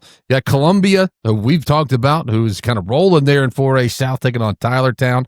Olive Branch and Grenada. I don't think Grenada, I've seen Olive Branch, Kosciuszko went up there and beat them. I don't think Grenada have too much trouble with the Conquistadors. And then you look at Louisville coming in at number 10, and they're going to go over to Gentry. I don't think Louisville will have any problems with Gentry. But here's a big one. This is a team that we talked about a few weeks ago, Brandon, was Lanier in 5A, how they are rocking and rolling. And they're going to be taking on a good Holmes County squad coming off of a loss to Cleveland Central. Yeah, and this is a game where we're going to see what Tommy Kelly's bunch is made of. They're 7-0 on the season. They're 1-0 in region play. They beat Provine last week, 30-8. This is a great football team, guys. Offensively, they're averaging 35 points a game. Defensively, they're only giving up 6 points a game. And on the ground, they're at 287 yards a game, rushing the football, 22 touchdowns on the season, led by a sophomore running back, Nolan Bailey, 952 yards and 10 touchdowns. On the defensive side, they play some very good defense. Outside linebacker Tyree Kelly, 42 tackles, 9 for loss. They've got a defensive end, Cameron Williams. He has 45 tackles and 18 tackles for loss. And then on the back end of their secondary, cornerback Jarius Lewis, 3 interceptions on the season. This is a good Lanier team that a lot of people are overlooking, and they get a chance to show that when they play Marcus Rogers is the Jaguars from Holmes Central. They're 5-2 on the season. They had that loss we talked about to Cleveland Central, really a head scratcher for me. But this is a team that's averaging 42 points a game on offense, and defensively they're giving up 24. But they've played some very good talent throughout the season, and they want to throw the ball. They can do a little bit of everything, but they want to throw it. Donvarius Johnson, at their quarterback, 1,240 yards. He's completing 74% of his passes. And he's got 21 touchdowns, only 2 interceptions. He's got a pair of receivers, Jaden Tucker, Gavin Howard. They combined for 9 touchdowns. And then, of course, he's got one of the best tight ends in the state in 6'5", 220-pound Julius Mathis. He already has 4 touchdowns on the season. Just a huge matchup issue down in the red zone for anyone. So this is going to be a great ball game. We're going to see obviously what Lanier is made of, but it also, if Lanier is able to get this win, the surprising thing is that Home Central will be 0-2 in region play, and there's not many people around the state that expected to say those words. No, and I've got to throw some of this in there. Guys, they have been playing football at Lanier since 1970. They have 196 wins, 382 losses. They've won 34% of their games. Basketball school, right? 56 seasons, they've had 17 winning seasons, 39 losing seasons. Here's what is impressive about this bunch. What, they're 7-0 right now? Is that right? 7-0. That's right. The most wins they've ever had in a season was the greatest year in the history of the earth when Wall was born back in 1986. Just kidding. They won 9 games. They're two wins away. 2 wins away from matching their all-time wins in a season, most wins in a season. I really like this football team, man. Look, hey, if anybody in Lanier, if they want to give us some swag and let us rep it for you here on the podcast, seriously, send it our way. But this is the measuring stick game for Lanier. This is the measuring stick game to see how the rest of this season is going to go, because they've still got Cleveland Central, they've got Vicksburg. But, man, hats off to the Bulldogs regardless of how this goes. And they're going to be a playoff team regardless if they win Friday night or not. I'm telling you, they've got Vicksburg and Florence, and then no knocking on those guys, but just seeing what they've done. And when Tommy Kelly was hired, people laughed at that hire. But if you go back and watch the press conference, he come out there wearing glasses, and just the way they had that press conference, people thought it was a joke. It's no joke. The guy can flat out coach. He came in there and a program that really did not have the support that it needed. Jared Schatz, you said it. He's a basketball school. He didn't have the support that he's needed, but he's able to get that, and kudos to him. And I tell you, I will wear a Lanier shirt if someone wants to send it to me, because these are the type of stories we want, man. It's in a tough area. I'm rooting for those kids, man. I mean, to really, galvanize that community over in West Jackson. Hats off to Coach Kelly, man. I'm really rooting for these kids, and absolutely, y'all get in touch with us, man. We will rep the L here. Tell Monte Ellis get up with us, right? Monte Ellis, he could be our guest picker one week. Guest picker one week, yeah. Yeah, if we could get up with Monte Ellis, we'll see what we could do. I'm sure somebody has his contact info. Very, very proud Lanier alum there. And I believe is that game on Thursday this week? I can't remember. There's a lot of games that sometimes they get moved because of official shortages and things like that. But I do know. Yeah. Yeah, they also share fields at JPS, so JPS schools. It could I do believe it is on Thursday. Yeah, I think you're right, Breck. Yeah. Another game on Thursday, Noxapater and Ethel, and this is one moved to Thursday, I believe, or a number of reasons, maybe an official shortage. But at the time of recording this, the Ethel volleyball team is still in play for the championship, so they wanted to not have a football game on the same day that the volleyball team might be playing for the championship, so they're going to move that one to Thursday. But both of these teams coming off of a loss. Ethel took one on the chin to a 1-5 Leake County team. I had talked to Coach Graham, and we mentioned on the podcast last week where Junior Graham said Leake County's best 1-5 team he'd ever seen, and it lived up to the billing because they shut out the Leake County Gators shut out Ethel last week. And so Ethel looking to rebound, and Noxapater looking to rebound from that loss to Nanawaya. So you got a big one there. You got Jacavius Riddles and Logan Sedborn, a couple of quarterback, running back there for Noxapater, looking to get back on the winning track. We've talked about Ethel and Jake Newman, Xantavius Clark, and Matthew Arnold. So this is a big one there for the district. That's a tough district we've talked about between Noxapater, Nanawaya, McAdams, Lee County, Sebastopol. I mean, there's going to be some good teams sitting at home when it comes to playoffs in that region. So this is a big one on Thursday night. And another big one is Clinton and Starkville. Jared, that's a big one where it was a former coach taking on his former team. Yeah, I mean the Jackets 4-2, Arrows 4-2, and Jackets a tough loss to Germantown to open district play. Arrows coming off a win over Murrah 35-0, and Coach Hammer Morgan. I mean, tremendous job stepping in for Coach Carr, who takes off for Starkville. You think Clinton's got something to prove to their former coach who was there for 1 year? I would say this one's been circled for those young men, at least in their head. And Hammer Morgan, he wants to be the guy, man. I mean, he's done a great job with this defense. They've been tremendous, Brandon, giving up 13 points a ball game. I know offensively they lost some players to some other schools and really trying to find themselves, but this defense is keeping them in every ball game. They're mostly sophomores. I mean, you look at that team, and if you looked at the roster, the starting roster, you think that you're playing a junior varsity squad. And I don't mean no disrespect to anybody. I mean, Warren Central went in there, and we've talked to some of their players. They punched us in the mouth. It was 45-13. It was like one of the worst losses Josh Morgan's ever had. And these kids are playing inspired football, but give credit to Hammer Morgan over there and that staff of what they're able to do. You know dang well that they are – the only thing I would worry about, let me say this, the only thing I'd worry about in this game is they are too high for this game, and they get too amped up and they make some mental mistakes. If they can get in there and play their style of ball and stay grounded, man, it's going to be a tough game for Starkville. I'm sorry. I really think Clinton can go in there and beat this bunch. I just love what I'm seeing and what I'm hearing from this Arrow team. They are going to be tough to deal with for years to come. I kind of wish this ball game was at Clinton. I think it would just the atmosphere over there. Was it Starkville? It's in Starkville, yeah. I mean, could you imagine with the fans flocking in and the team trying to get back at Coach Carr? But regardless, I think this Arrow bunch is motivated. And you said it, Brandon. Sometimes there is a thing as being too emotional, too hyped. It's going to be. I'm gonna have one eye on that scoreboard on Friday night.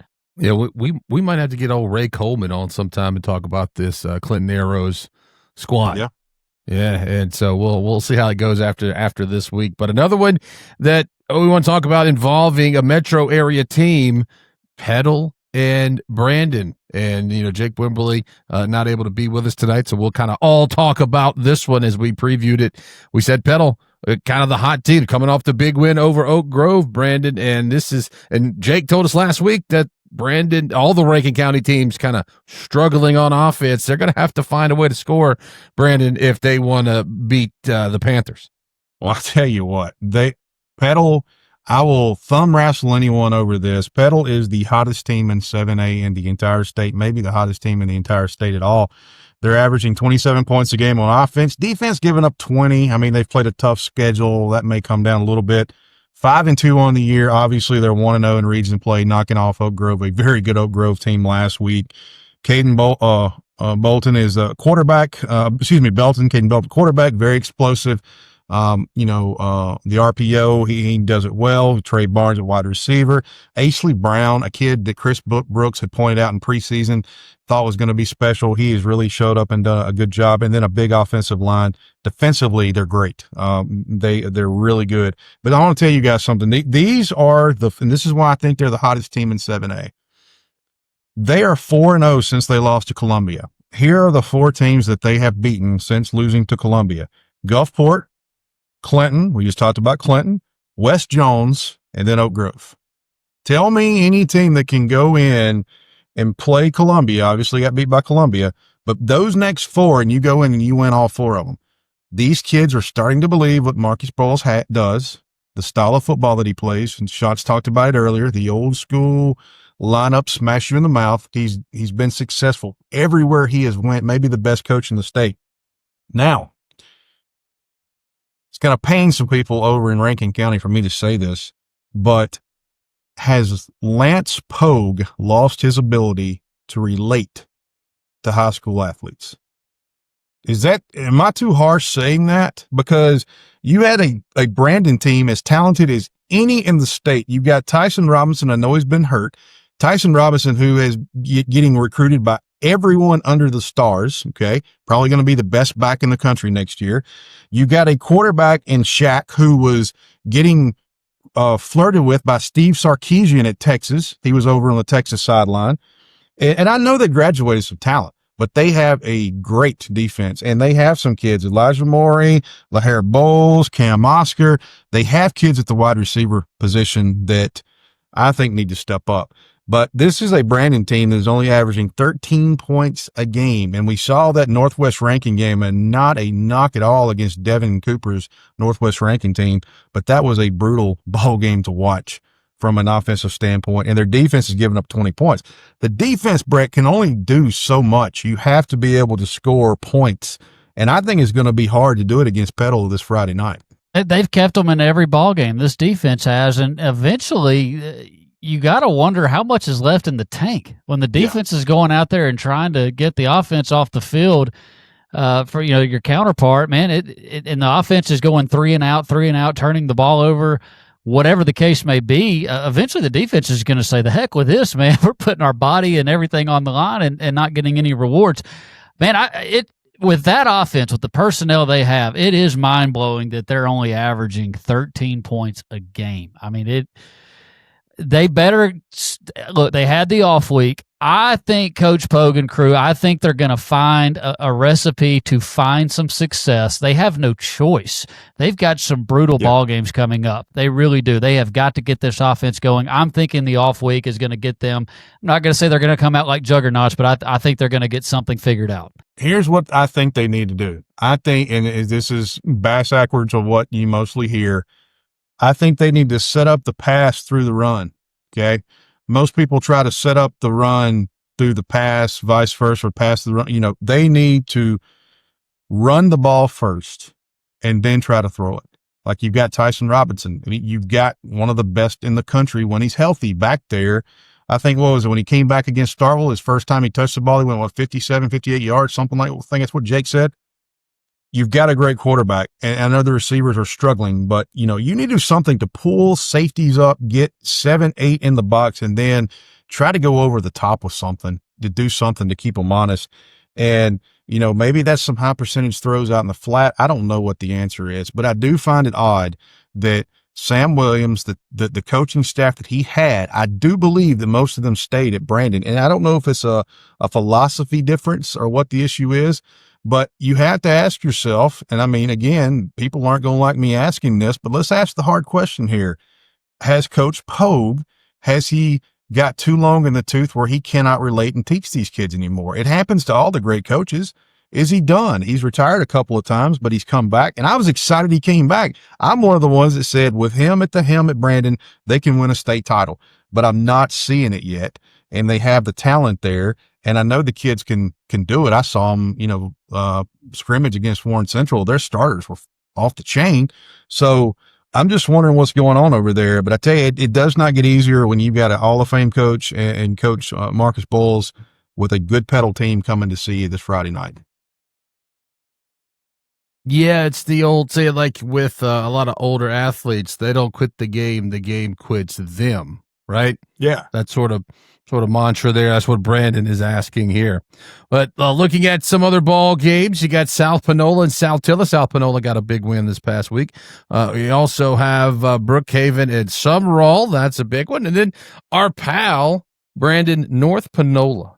Our pal, Richard Russo up at North Panola, got a big one against Independence. And we like to talk about Coach Russo, big friend of the show, friend of the podcast, and he's got a big one this week.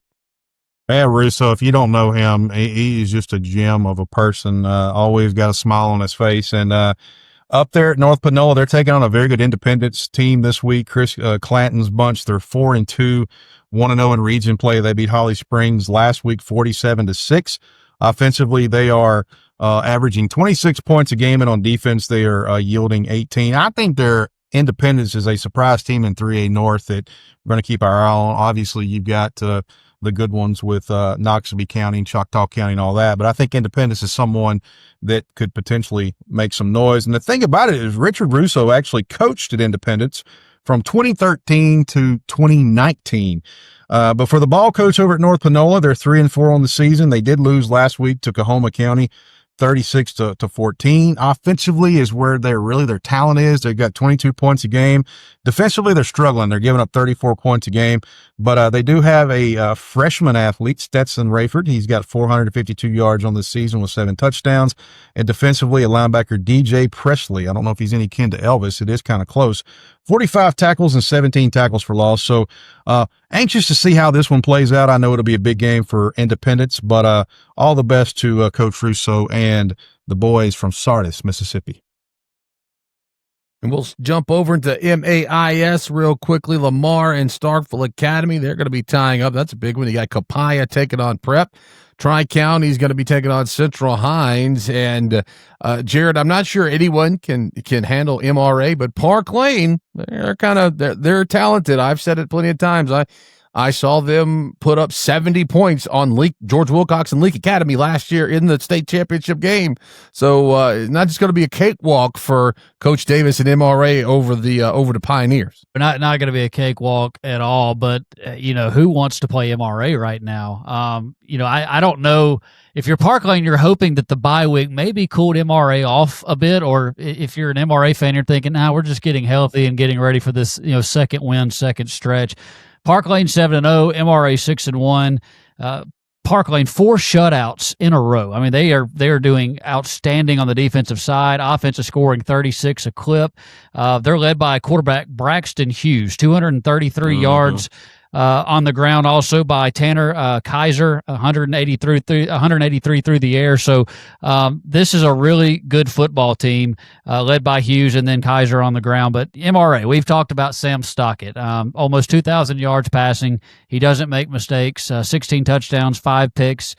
His favorite target this year has been Casey Thomas. He's got 45 snags for almost, I think he's just over 900 yards, 5 touchdowns. But they can also run it. MRA, I think, is the most complete team in the state of Mississippi. Yes, I said it. Great. I think they're the most complete team running the football, throwing the football. Colson O'Kane, their running back, nearly 500 yards on the ground. I just think it's going to be hard for Park Lane against this MRA front. Running the football, but also when they try to go to the air, they have a young man, MRA does, named Curtis Gentry. He's got 8 sacks on the year. He's just living in the backfield. And look, that MRA schedule, man, I think this bye week is, a lot of coaches don't like to take a bye week when they're hot, but I think MRA, when you play a schedule like they did, you want to take an off week, catch your break, the weather's nice, kind of maybe get away from football for a couple of days after 2 weeks of practice. But this ball game is at MRA, and I think that is going to be a problem for Park Lane. I think the schedule for MRA has gotten them ready for this moment. Park Lane's a great story. They're a great team. It's not a Hollywood act. They beat Prep for the first time in 30 years, but MRA is the real deal. I said it. I think they're the most complete team in the state of Mississippi, and I'm not just saying that. Thanks to our new subscriber, Coach Herbert Davis. Great to have you, Coach. Yeah, MRA is a whole different animal. But yeah, as I said, Park Lane's not, they're not just a walk in the park. But yeah, that should be a good game there in the MAIS ranks. But that does wrap up our Week 8 preview here on the podcast. But as always, every game here on the Varsity Voices podcast has overtime. So we're going to step aside for a break. When we come back, I'm gonna get ready to eat all my crow from how bad I did this past week in the pickup. But we'll step aside and we'll be right back here on the Varsity Voices podcast presented by C Spire. At Fowler GMC, our customers have been our priority for over 70 years. That same dedication happens today as we offer a wide range of options to cater to every taste and budget. Whether you're looking for a luxurious and versatile SUV or a powerful truck, we have it all. Our knowledgeable team is here to assist you every step of the way, and we are committed to providing fast and courteous service. Visit us today and experience the difference for yourself. Trust, service, and selection. Fowler GMC. 3rd and 6 from the 40-yard line. Sure you're ready for this? He takes a snap, drops back. What's the right situation for a flea flicker? They should have been in nickel defense. In There's a nickel and a dime? Now for a proper bull rush start on 3-point stance. What a disastrous play call. Ready or not, here we go. You can call me Coach. It's amazing what C Spire's nationwide 5G network can connect. C Spire, inspired by you. Elegance is in the details. Pine Straw America's premium longleaf pine straw subscription ensures your landscape stays pristine season after season. Precision edging, flawless installation, because your home deserves nothing less. Pine Straw America. Welcome back into overtime here on the Varsity Voices podcast, presented by C Spire, where we make our picks of the week. The State Champ 7 Pick'em will tell you that this segment is brought to you by Fowler GMC. And the drive to the state championships, Fowler GMC in Pearl built a reputation on trust, serving Mississippi since 1953. And what we like to say, when you make that drive to the championships, drive on over to the Hilton Garden Inn of Starkville and book yourself a room for the first weekend of December, because that's where the action's going to be. The state championships in Starkville this year, and that's where our crew's going to be staying, and we have a good time there at the Hilton Garden Inn of Starkville. But I don't know, by that time, I might not be having a good time, but depending on whatever the last place person has to do with this pick'em, because I am not doing too good. The two-time defending champ is having, it's not a sophomore, they talk about the sophomore slump. I didn't do that. The junior slump or whatever, because this time I'm not doing so hot. The junior drop-off is what it is. I guess that's what it is, because I was rolling the past 2 years and just not looking too hot right now. But we got to say a big thank you to Commissioner Andy Gibson. He was our guest picker this past week. Of course, he smoked us. Yeah, he did. He's got he's busy right now with the state fair going on, but he took some time to make his picks, and he went 5-2. 5-2. And the next best one here, Wimberly and Brandon, went 4-3 last week. Shots went 3-4. Caleb went 2-5, and Uncle Breck, well, he just didn't even show up. Uncle Breck went 1-6 last week. So overall, the standings look like Jared and Brandon tied at 36-13. Caleb and Wimberly are tied at 29-20, and Uncle Breck's pulling up the caboose with 26-23. I'm still above 500, so I'm liking that. Hold on a second. You mean to tell me that Caleb's little RPI computer thing that he used last week was better than you? It still wasn't great. So it goes back to our discussion about AI officiating. It doesn't do picks well either, evidently. Yeah. Well said. Well said, my friend. Well said. It's not a numbers game, right? It's the reason they play the game. But this week we have 7 more games that we're going to talk about, and we'll remind you that the Pick'em's brought to you by Pine Straw of America. You can keep your yard looking perfect all year long with Pine Straw of America, experts in premium longleaf pine straw. You can join the exclusive subscription program and enjoy fresh, flawless straw on schedule for every season. Pine Straw of America, fresh year-round. You check them out. They got a 4.9 out of 5 review on Google. So we'll jump right into it. This is a team, actually 2 teams we've kind of talked about a lot. A big one in 3A South, McGee and Raleigh. Brandon Davis, we'll kick it over to you. The Trojans or the Lions? 2 of the better coaches you're going to see in really all of football, but especially in 3A. Chase Courtney down at McGee, and then Ryan Higdon at Raleigh. McGee's only loss came at the hands of a good Mendenhall team. And then, of course, we've talked about it throughout the podcast or throughout episodes. Raleigh lost a good D'Iberville team by 8 points. So, but I tell you what, going off what I've been told and what I've seen, a coach telling me that Raleigh's the best team in 3A. It's Raleigh's the only team that can stop them. And it being at Raleigh, I'm going to take Coach Higdon and the Lions of Raleigh in this game. Hey, look, I have been on the Lions since before this thing kicked off when it was 100 degrees outside here in the state of Mississippi. I am not getting off the Raleigh train. Lions, 37 points a ball game, only surrendering 10. McGee has played well. Mendenhall is a very good football team. They lost to them. Trojans averaging 34 a contest, giving up 23. But not only is Raleigh good, but their schedule, I think has really gotten them ready for this moment. losing to DeIberville 14-6, their only blemish to start the year. They beat Mize. I know McGee did as well, but and Forest, that's a huge win. So give me the Lions. I'm also going to roll with the Lions. Just like Jared, I was big on them there early in the season. So I will also pick Raleigh in that one. Next up, we'll jump up to one that we've already talked about a little bit, Tupelo and Hernando. Big one up in North Mississippi. Tupelo 6-1, Hernando 5-1. Brandon Davis, what are you rolling with here? And again, it's a good opportunity for Coach McCann and Hernando to make their case that they are an elite team up in the north part of the state. I mean, what better way to do it than one of the kings of all the state, Tupelo? But I think it's going to be a tough game for Hernando. When you look at the rushing attack of what we're going to see from Tupelo, 292 yards a game, and you look at Bobo and Hill, I mean, just a great tandem there, 1,800 yards and the touchdowns they've had over the season. So it's going to be hard for me to pick against Tupelo, so I'm going to take the Golden Wave and Coach Harden. Riding the wave, man.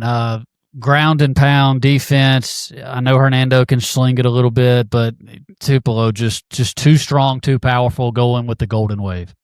Once again, I'll make it a clean sweep. Got to take Tupelo, Coach Harden, in this one. And we'll go to the very opposite end of the state. A big one on the Mississippi Gulf Coast. Gulfport, coming off a big upset of Ocean Springs a few weeks ago, taking on West Harrison. And West Harrison, only loss on the season is to DeIberville. So Gulfport 4-2, and West Harrison 6-1. What is it for you, Davis? The Admirals or the Hurricanes? I tell you what, this is another team on the coast that are trying to, kind of like Hernando, they want to show that they belong. I like Gulfport. Look, they lost to Pebble 24-25, and since then they beat Pascagoula 53-13. They beat Ocean Springs 41-28, and then last week they blanked St. Martin 40-0. Blake Pennick's got this team rolling. They've got running back Crosby. He's on the Al Miss team or Miss Al team, ever how you want to say it. I think there's just too much Admirals here, and they're going to go take care of West Harrison this Friday night. One for the Admirals. Shots, what about you? Two really good running backs, Cooper Crosby for the Admirals, Jordan Stapleton for West Harrison. Parker Nettles is throwing it pretty well for Gulfport. I just think Gulfport's too balanced. I know I love running the football. Running the football and defense is my favorite thing. West Harrison's been very, very good at it. But Gulfport's very, very balanced. The football team, 171 on the ground, 200 through the air. They're finding themselves, too. That big win over Ocean Springs a couple of weeks ago. I know they took out St. Martin. Look, I like West Harrison a lot, but give me Gulfport in this ball game. Yeah, I'm going to take Gulfport as well. I saw Parker Nettles at the 601 Elite Quarterback Camp back this summer when I was out there at Jackson Academy. He's the real deal. And, of course, we've talked about Cooper Crosby a couple of times here on the podcast. But, yeah, I think just a little bit too much firepower for the Admirals in this one. And now we'll take a look at a big one in 6A. This is a big one down in South Mississippi. Terry, who's undefeated, a team, once again, one of those teams that is undefeated and nobody talks about. Terry and West Jones, the Mustangs, are at 5-2. So, Brandon, this is a good one. Bulldogs or the Mustangs? If you don't know Chris Thigpen over at Terry, you're missing out. He is just a salt of the earth person. I've had a chance to know Chris for many years. He's been at Terry for a while. Warren Central, we played Terry. We were in the region with them a few years back. Chris is phenomenal. And what he's been able to do to develop that program, he just doesn't get enough credit in this state. And so I love what Chris has done over there. West Jones is obviously West Jones. Corey Reynolds has done a great job down there, won a state title. You've got one of the best quarterbacks in Tootie Lindsay. And last week they completely, the boat race George County, put 55 up on them. I love Terry and I love the story. They're having to travel down to So-So at West Jones. And I just like the strength of schedule of West Jones a little bit more than what I like when I look at Terry. But I think it could be a good ball game. And I think Terry is going to surprise people how they compete. But I do like West Jones at home. Okay, so Brandon says the Bulldogs are going to take their first loss. Jared, what about you? Yeah, I'm in agreement. Too much Tootie Lindsay, Caleb Holmes running the football for West Jones. I know that defense, had high expectations coming into the year. They're trying to live up to them, but I think they will eventually. The schedule for Wes Jones has been pretty tough as well. So I'm going to go with the Mustangs. Yeah, and this one was tough for me, but I really like Tootie Lindsay and company, and so I think I am going to also roll with the Mustangs in this one to give Terry the first loss of the season. Now we go to some of the smaller school ranks. Myrtle, the Hawks, going to be taking on Water Valley, and this one, Water Valley's 5-2, and Myrtle is 6-1. Brandon Davis, what do you like from the smaller schools here this week? It's a coin flip, really. I mean, these two get after it. They score a lot of points. They play good defense. And to me, there's almost even where you're flipping a coin of who you're going to take. I'm going to take Water Valley based off their strength of schedule, playing both Baldwin and Pora. I just like that. And I think when you get in tight games like this, you've got a little bit of experience from playing a tougher foe. So, should be a good game up in North Central Mississippi, but give me Water Valley over Myrtle. Davis likes the Blue Devils. Jared, what about you? Going Myrtle. I really was tied between these two. Myrtle trying to go to 3-0, Water Valley 2-0 in the district. You know, Zane Bradford and Darion Gake, both dual threat quarterbacks for Water Valley. This Myrtle defense is pretty good, guys, only surrendering 12 points a ball game. And you know my saying, defense travels. I know their schedule, Davis is probably right, not as tough as Water Valley, but I like their freshman quarterback, Tucker Elliott, 730 yards through the air, 7 touchdowns, 3 picks, but I really like that Myrtle defense. So give me Myrtle. I got to get ahead of Davis. Okay, one for the Hawks, one for the Blue Devils. I'm with the Blue Devils on this one. I also like the schedule that they have played, so I will throw my hat with Water Valley.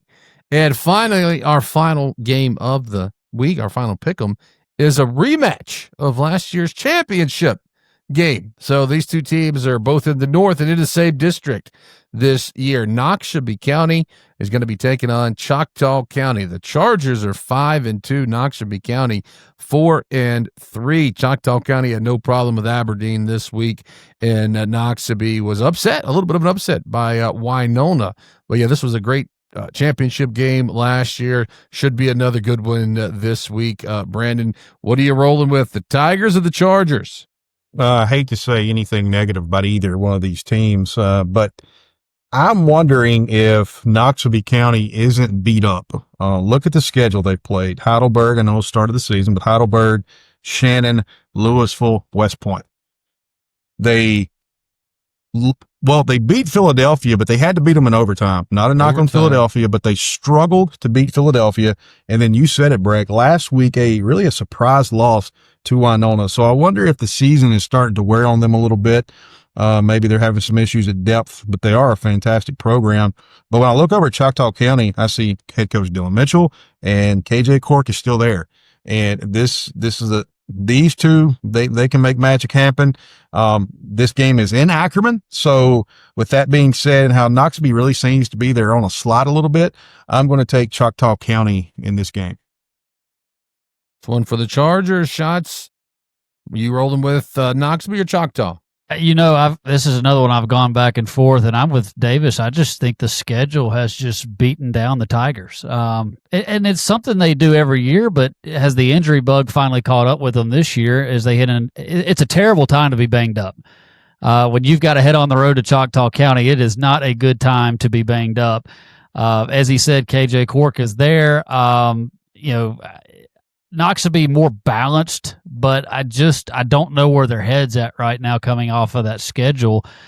The good thing is they are coming off a loss to Winona, so is their full attention going to be put on Choctaw County? I think it is. I really do, but I'm not ready to pull the trigger yet. Give me Choctaw County. Okay, I'll make it a clean sweep again. I've seen Choctaw County. Kosciuszko played them a few weeks ago. Really close ball game there for a while. Kosciuszko able to pull away at the end, but Kosciuszko had to have, let's see what they got to defend. They had a pick six and a block punt return for a touchdown. So that's sort of the difference there towards the end of the ball game. But Choctaw County, the real deal. You talked about KJ Cork, but Jeremiah Miller, the leading rusher and leading receiver, same player on the team. That's is tough to be able to guard him. You also have some guys like Quasi Lane, and of course you have the big the defense there. So yeah, I'm rolling with Choctaw County Chargers in this one, and so that wraps up our picks. Brought to you by Pine Straw of America. We didn't have Caleb or Jake on the show with us this week, so they'll just have their picks sent in. They get to, unfortunately, they get to see our picks and they can pick off of ours. So maybe theirs was strategically. Maybe they missed strategically this week. So who knows?